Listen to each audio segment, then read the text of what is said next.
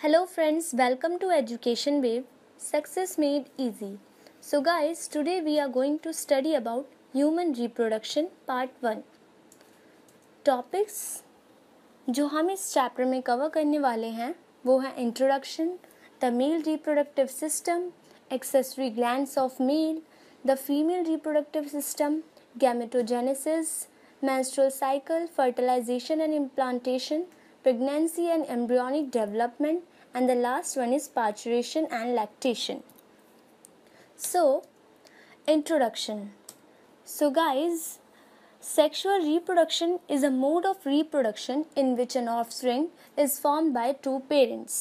Sexual reproduction एक mode है ऐसा रिप्रोडक्शन का जिसमें जो ऑफस्प्रिंग होता है हमारा वो टू पेरेंट्स की जो गैमीट्स की इन्वॉल्वमेंट होती है उससे फ्यूज होके फॉर्म होता है. Okay, so in human beings sexual reproduction is the only mode of reproduction. So humans are sexually reproducing and viviparous organisms. Okay, so the human reproductive events include the formation of gametes. पहले क्या होगी?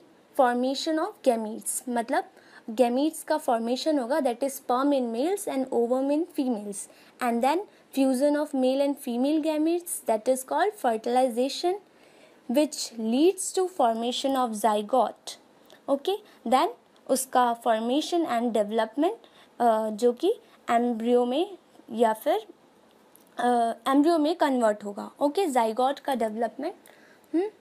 So human reproduction में होने से पहले हमें वो maturity attain करनी होती है. Okay, so puberty. So it is the condition of being or the period of becoming first capable of reproducing sexually that is brought on by the production of hormones and the maturing of the reproductive organs such as testes and ovaries. So sexual reproduction करने के लिए हमें एक maturity attain करनी पड़ती है. Okay, so puberty is a condition of becoming first capable of reproducing sexually. Okay, and the age at which puberty occurs often constituted legally as 14 in boys and 12 in girls. So puberty जो age होती है, the age at which puberty occurs, so boys में it occurs legally as 14 की as में, and in girls ये 12 की as में start हो जाती है. Okay, and the changes in your body during puberty are caused by hormones which are chemicals produced in your body. So puberty जो puberty के टाइम पे जो changes होते हैं हमारी बॉडी के अंदर वो किसकी वजह से होते हैं?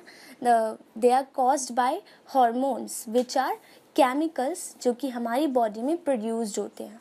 ओके, और ये जितने भी हार्मोन्स होते हैं वो ब्रेन के थ्रू सिग्नल्स भेजे जाते हैं इनको हार्मोन्स को रिलीज करने के लिए. Okay, so these hormones are like chemical messengers that cause the testicles or the ovaries to release other hormones. Okay, so ये जो हार्मोन्स होते हैं they are like chemical messengers. ये किसकी तरह वर्क करते हैं? केमिकल मैसेंजर्स की तरह, दैट कॉज द टेस्टिकल्स और the ovaries to release other hormones. Okay, and all these hormones work together to start the changes in puberty. और ये सभी hormones एक साथ मिलके जो हमारे changes होते हैं puberty के टाइम पे, ये सारे changes इन hormones की वजह से ही होते हैं. बॉडी के अंदर जितने भी changes होते हैं during puberty, ये सारे changes इन hormones की वजह से होते हैं. Okay, so changes occurs during puberty. so जो changes होते हैं puberty के टाइम पे वो इन मेल्स और फीमेल्स दोनों में ही डिफरेंट होते हैं. Okay, so in females during puberty your body will start to produce two hormones, that is estrogen and progesterone. Okay, so जब puberty ड्यूरिंग प्यूबर्टी जो हमारी बॉडी होती है वो 2 हार्मोन्स प्रोड्यूस करती है। फीमेल्स जो होती हैं उनकी जो बॉडी होती है वो 2 हार्मोन्स प्रोड्यूस करती हैं, that is oestrogen and progesterone. ये दोनों हार्मोन्स होते हैं जो हमारी बॉडी में जो चेंजेस होते हैं प्यूबर्टी के टाइम पे वो चेंजेस लाते हैं। Okay, so estrogen causes your breast to grow. So जो हमारे ब्रेस्ट होते हैं उनकी जो ग्रोथ होती है वो एस्ट्रोजन की वजह से होती है। Okay, oestrogen and progesterone control your menstrual cycle और पीरियड्स। ओके, सो ये जो हार्मोन्स होते हैं एस्ट्रोजन एंड प्रोजेस्टेरोन, ये जो मेंस्ट्रुअल साइकिल्स होती है फीमेल्स के अंदर उसे भी ये वाले हार्मोन्स जो होते हैं यही कंट्रोल करते हैं। Okay, and thick hair growth under armpits and genital area, changes in voice। so जितने भी changes होते हैं फीमेल्स में ये hormones की वजह से होते हैं। okay, that is estrogen and progesterone। okay, whereas in males the hormones testosterone is the hormone that starts development from boy to man। okay, so जो मेल्स के अंदर जो हार्मोन होता है that is testosterone is the hormone that starts development. जैसे females में oestrogen and progesterone है वैसे ही जो मेल्स होते हैं उनमें क्या होता है टेस्टोस्टेरोन। ओके, सो जो प्यूबर्टी में जो जितने भी बॉडी में चेंजेस होते हैं मेल्स में वो इस हार्मोन की वजह से होते हैं। ओके, सो फीमेल्स में 2 हार्मोन्स होते हैं जिनकी वजह से ये बॉडी में फीमेल्स की जो चेंजेस होते हैं। ओके, एंड मेल्स में only 1 that is testosterone. Okay, testosterone is the major male sex hormone and it is produced in the testis. और ये किस में प्रोड्यूस्ड होता है? टेस्टिस में, and it is the major male sex hormone. Okay, testosterone starts the production of sperm. जो testosterone होता है ये हार्मोन किसकी प्रोडक्शन में हेल्प करता है? स्पर्म की प्रोडक्शन में। Causes the chest and shoulder to broaden and causes facial hairs to grow. Okay, so जितने भी मेल्स में जो बॉडी में चेंजेस होते हैं जैसे कि फेशियल हेयर्स का ग्रो होना एंड जो हमारे शोल्डर होते हैं चेस्ट का ब्रोडन होना, सो जितने भी जो चेंजेस होते हैं all because of testosterone. Okay, next step processes involve in sexual reproduction.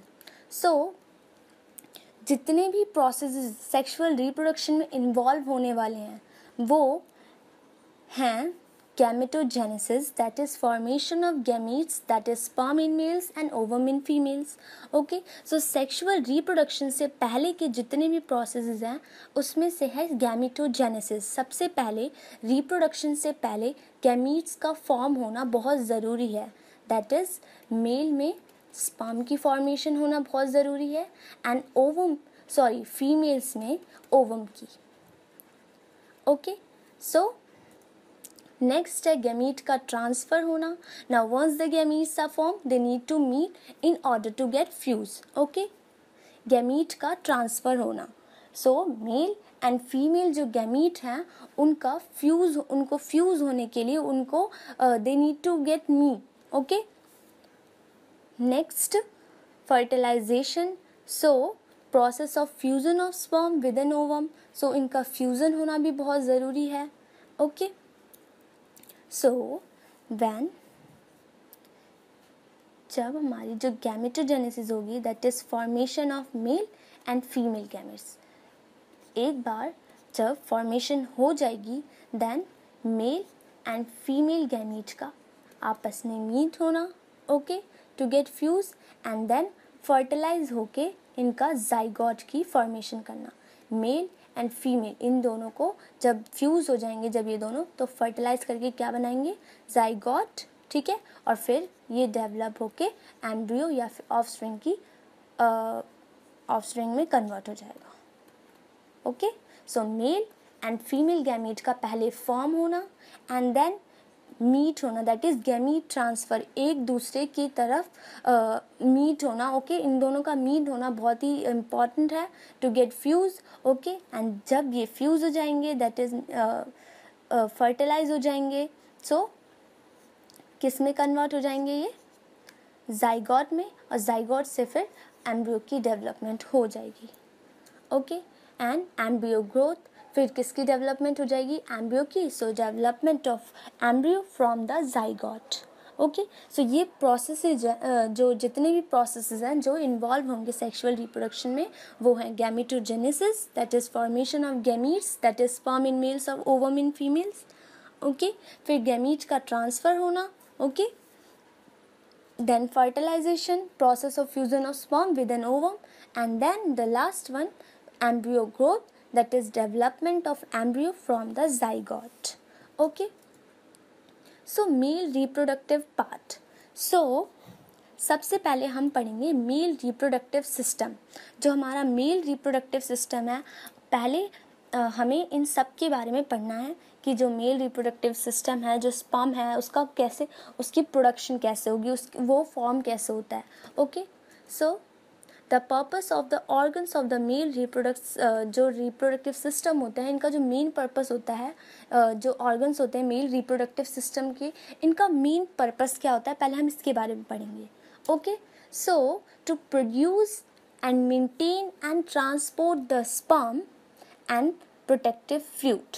Okay, so main जो मोटिव होता है मेल रिप्रोडक्टिव, जो पूरा सिस्टम है, इनके ऑर्गन्स जितने भी हैं, मतलब इनका जो मेन मोटिव, जो मेन पर्पस होता है, is to produce, maintain and then transport the sperm and protective fluid.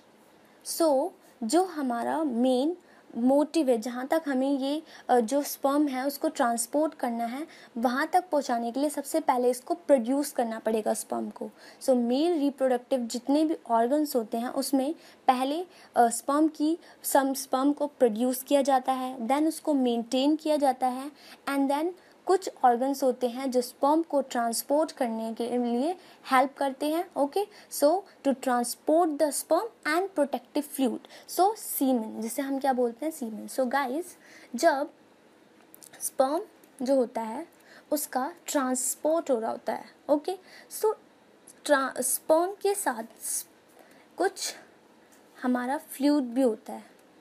Okay, fluid भी होता है जिसे हम बोलते हैं सेमिनल फ्लूइड। ओके, सो इन दोनों को कंबाइन करके, ओके, स्पर्म के ट्रांसपोर्ट के साथ साथ एक सेमिनल फ्लूइड भी होता है, जो इन दोनों का मिक्सचर होता है। जब फीमेल रिप्रोडक्टिव मतलब जो ट्रैक होता है, जब वहाँ पे इसे ट्रांसफ़र किया जाता है, तो स्पर्म के साथ सेमिनल फ्लूइड भी ट्रांसफ़र किया जाता है। ठीक है, जिसे हम प्रोटेक्टिव फ्लूइड बोलते हैं, और इन दोनों को मिला के हम बोलते हैं सीमन। ओके, नेक्स्ट है to discharge sperm within the female reproductive during gamete transfer. Okay, so sperm को डिस्चार्ज करना within the female reproductive during gamete transfer. Okay, next to secrete and produce hormones which is responsible for maintaining the male reproductive system. So male reproductive system को maintain करने के लिए भी hormones की ज़रूरत पड़ती है, तो उन्हें secrete करना, उन्हें produce करना भी किसकी responsibility है? male reproductive पूरे system की responsibility है। okay, so produce करना, उसको maintain करना and to transport the sperm, ये सब किसकी जिम्मेदारी है? male reproductive part की। okay, नेक्स्ट है हमारा मेल रिप्रोडक्टिव पार्ट। अब हम फाइनल इसके बारे में पढ़ेंगे। So the male reproductive system is located in the pelvic region.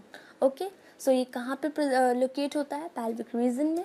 Okay, it includes pair of testis. जो हम मेल रिप्रोडक्टिव में पढ़ेंगे वो है pair of testis. Okay, so pair of testis and accessory ducts and then glands and last external genitalia. Okay, so start करते हैं। So first है हमारा टेस्टिस। ओके गाइस, सो जो पूरा मेल रिप्रोडक्टिव जो हमारा सिस्टम है उसमें फर्स्ट वन क्या है? Testis. So it is situated outside the abdominal cavity within a pouch called scrotum. So guys, somewhere there testis is located. Okay, सो जो टेस्टिस होती है in males, obviously in males the testes are situated outside the abdominal cavity within a pouch called scrotum. Okay, scrotum जो होता है it helps in maintaining the low temperature of the testis, which is lower than the normal body temperature and which is necessary for the spermatogenesis. So guys, जो testis होते हैं so ये outside क्यों locate होते हैं, abdominal cavity के ये बाहर क्यों situated होते हैं, क्योंकि स्पर्मेटोजेनेसिस के लिए, स्पर्म की फॉर्मेशन के लिए जो हमें टेम्परेचर होता है वो कितना चाहिए होता है, minimum 2 to 2.5 degree Celsius. Okay, so minimum हमें नॉर्मल बॉडी टेम्परेचर से हमें जो स्पर्म की जो फॉर्मेशन होती है उसके लिए मेल्स को 2 से 2.5 डिग्री सेल्सियस तक का टेम्परेचर चाहिए होता है.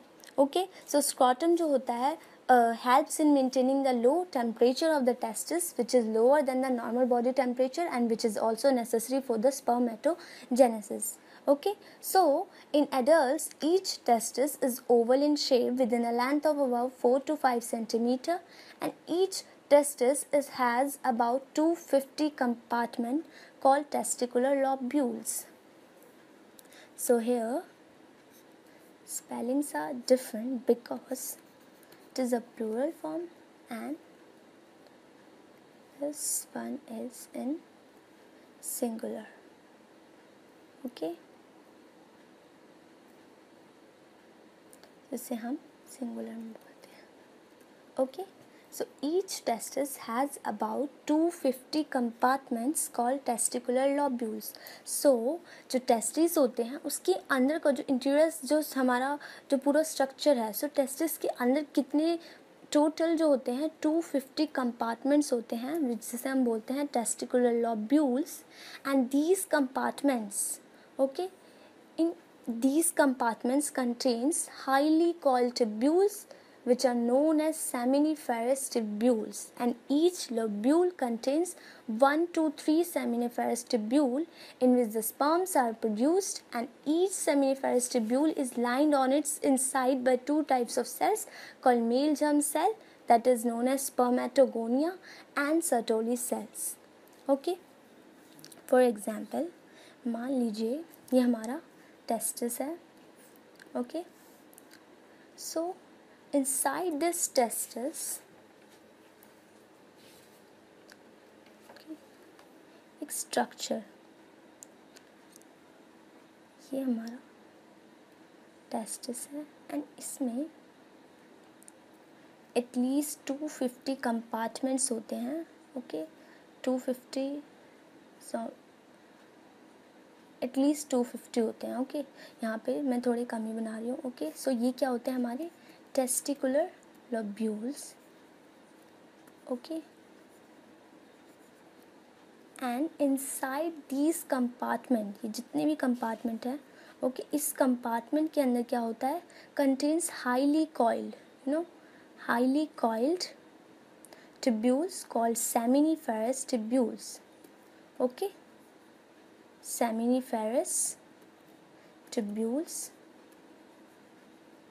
Okay, and each lobule contain 1 to 3, at least 1 2 3 tubules in which sperms are produced, and each seminiferous tubule is lined on its inside by two types of cells called male germ cell, that is spermatogonia, and Sertoli cells. Okay, germ cells that is spermatogonia give rise to spermatozoa, और जो Sertoli cells होते हैं जिसे हम क्या बोलते हैं, sustentacular और nurse cells भी बोलते हैं.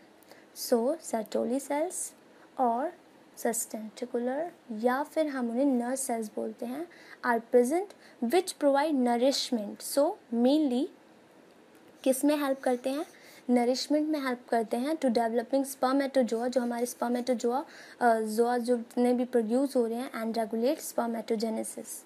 ओके, सो Sertoli सेल्स का मेन जो फंक्शन होता है is to provide nourishment to developing spermatozoas and regulate spermatogenesis.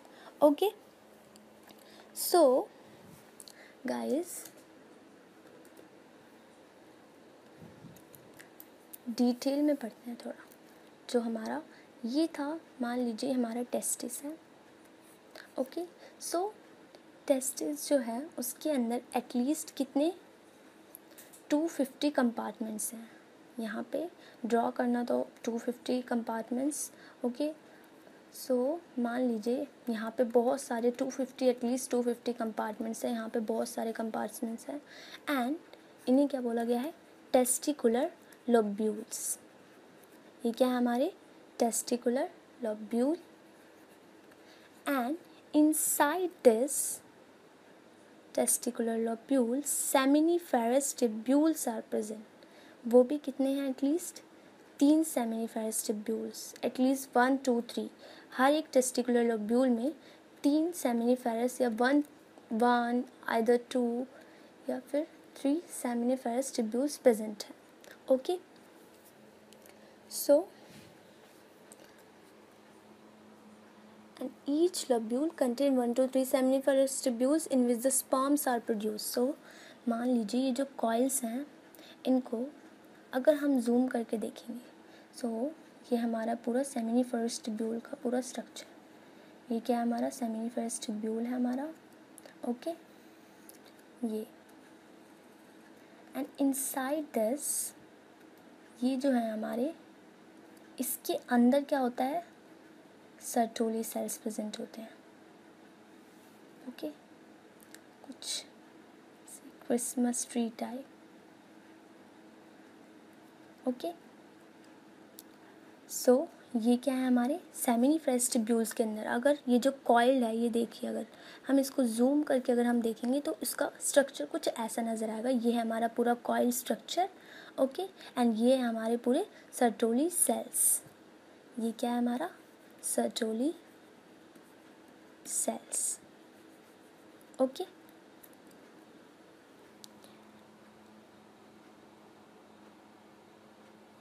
और यहाँ पे हमारे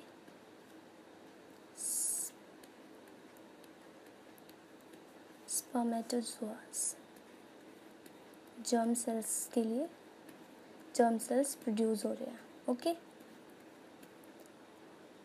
and the function of Sertoli cells are to absorb the parts being shared by developing spermatozoas.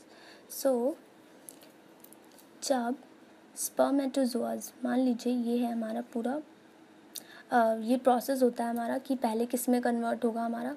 मान लीजिए कि अब ये जो है हमारा ये पूरा किस में कन्वर्ट हो गया है, स्पर्म्स में। ओके, सो स्पर्म्स जो होते हैं वो उनका जो हेड होता है ना, वो इन सर्टोली सेल्स में क्या होता है, एम्बेडेड होता है।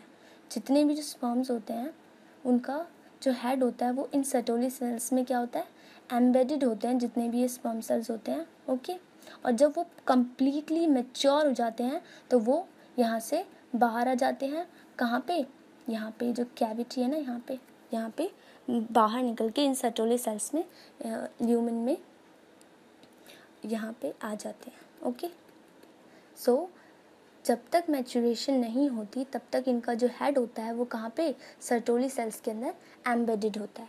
ओके, और इनके चारों तरफ क्या है, ये है हमारा इंटरस्टिशियल सेल्स, या फिर हम कह सकते हैं लेडिक सेल्स।